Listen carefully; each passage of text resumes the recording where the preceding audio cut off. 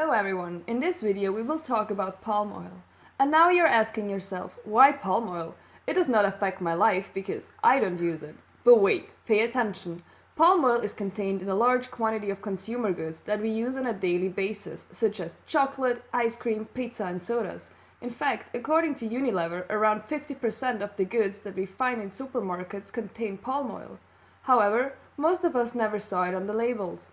Palm oil can hardly ever be found on the labels because it serves as a base for plenty of different ingredients.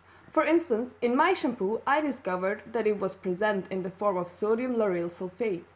Okay, so we all agree that we use palm oil, but now the question is, what is wrong about using palm oil? Palm oil represents the most used and most productive vegetable oil on the market. However, its production is not sustainable. Its current production is often not satisfying the requirements set by the International Labour Organization. It is important to define how the International Labour Organization defines appropriate working conditions. Among other requirements, it underlines that workers must receive appropriate wages, child labour should not be employed, and worker unions should have bargaining rights. Let's start with the wages. They are often below the minimum legal and living wage. Moreover, to receive their wages, workers have to fulfill very high quotas. Therefore, they often use children to help them in collecting the fruits. This brings us to the second problem, child labor. As a result of child labor, children receive no education, work for low or even no wage, without a proper contract and often have health problems because of the harmful pesticides. Now some of you will think, why don't worker unions do something? Even though they aim at making the working conditions better, they have no support from the government and cannot act independently. Moreover, they don't have a large amount of members because workers are not allowed to freely join a union. But there is a large organization called RSPO, Round Table for Sustainable Palm Oil, which is composed by growers, retailers and NGOs, that is concerned about the sustainable production of palm oil.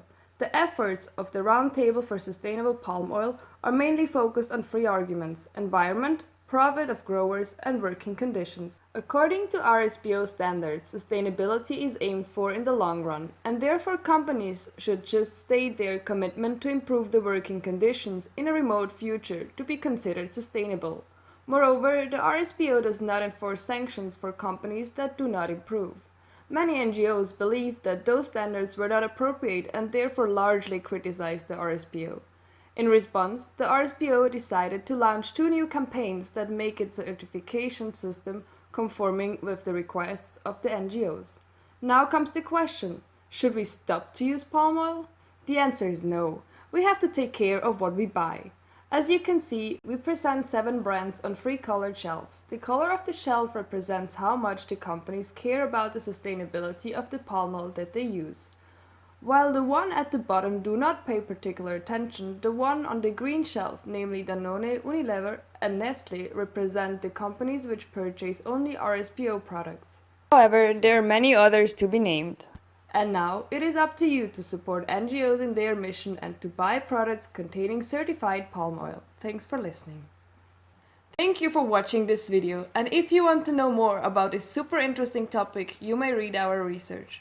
And for further information on the supply network of other commodities, you may access followthethings.com. Have a thoughtful day.